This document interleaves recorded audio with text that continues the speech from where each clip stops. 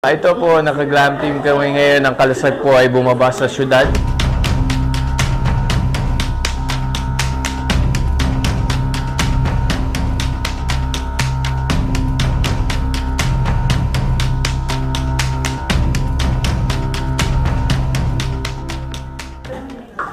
Tara, papakilala ko kayo. Ito nga po pala ang may-ari ng Helio Paradiso. Ang aming kandidata para sa Miss Kabatutan. Little Miss Philippines. Ha? Ano?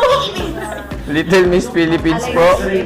Junior Miss edition. Palipapana lang, okay na? Ano? Miss Palipapana lang, okay na? Hindi. Ano ba? Halika po. Siya po siya sawa pero ang sa kanyang jewelry ay tapeworm. Dapat alam mo. Ayan. Ang mga juraga ko mo today.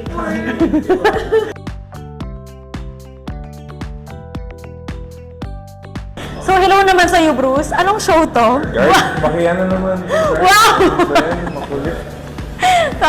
So, guys, lagi ko tong sinasabi kasi lahat kami sa Kalasag, nabilad na kami sa araw, lumusong na kami sa putikan, naulan na kaming lahat, pero fresh pa din siya. Ayan ako, huwag kayo maniwala dyan. Tingnan mo yan, oh.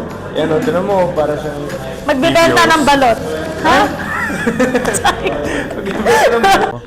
Grabe. Full of energy ang lahat ng cast. Napakaganda ng araw today. Nagre-ready na po si Miss Lezen Lopez.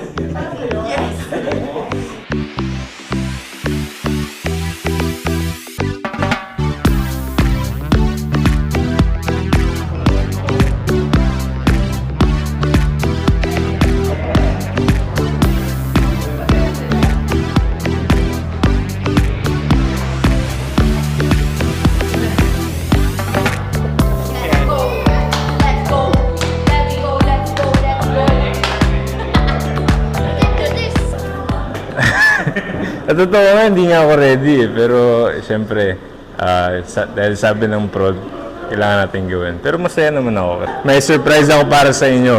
The one, the only, Joe M. Bascon. Ayan, lapitan natin yan. Idol ko to eh. Yan o.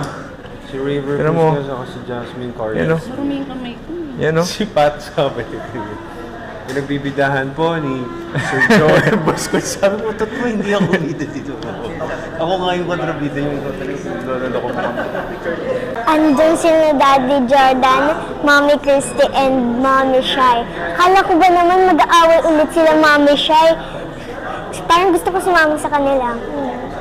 Kaya ko din kaya mag-post katulad nila.